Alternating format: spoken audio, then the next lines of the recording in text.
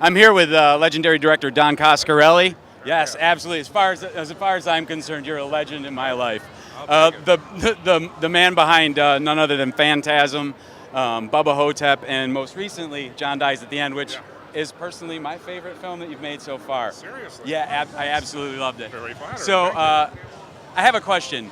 What is it like for you now in terms of how do you feel the industry has changed from making films today, like independent cinema today, as it was back in the day when you started out with Phantasm and some of those films? Well, listen, it's a big contradiction, really, because on the one hand, it's never been easier in terms of the digital tools that are available to all of us, on our desktops. We can make movies right here, right now, with what we've got. The distribution side of things have never been more difficult.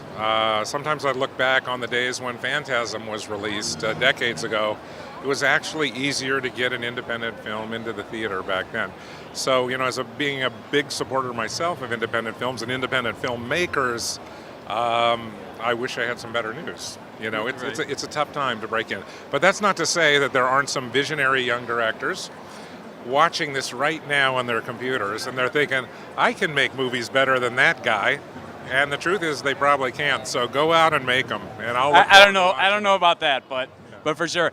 And for you, what was in terms of your canon of films? What was your favorite, or which one film did you have the most fun making?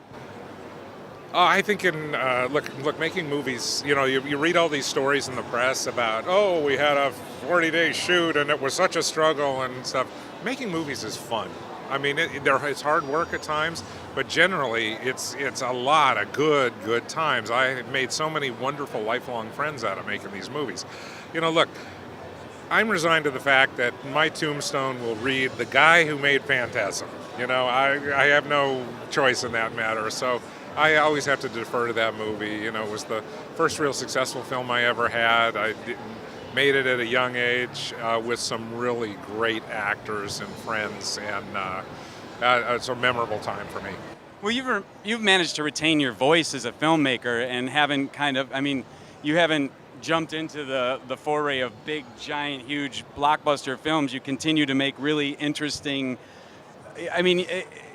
You kind of retain your artistic status as a filmmaker and haven't moved into that realm. And is that a personal choice? Well, look, it's a little of both. I have, maybe my eclectic interests, you might say, generously. I'm interested in strange stuff and different types of things. I like to make movies that are a little different than the ordinary film.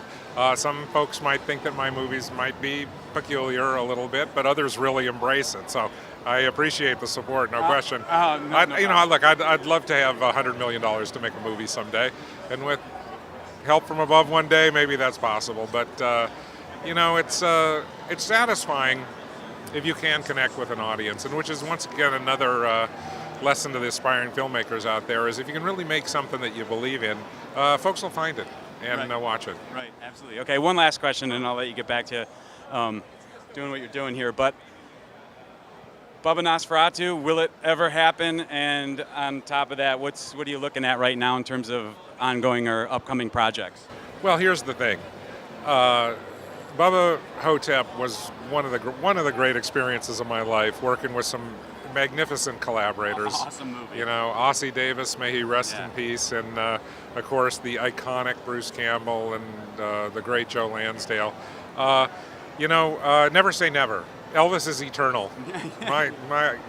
He'll be back one way or another. Do you have anything that you're working on currently, or that we can look forward to? Nothing really specific. I've been writing a couple of different scripts, experimenting in a couple different styles, and hopefully in the next few months I'll come up with something that I can get on the screen soon. Well, thank you so much for taking some time to answer questions. It was a pleasure to meet you, sir. Thank you.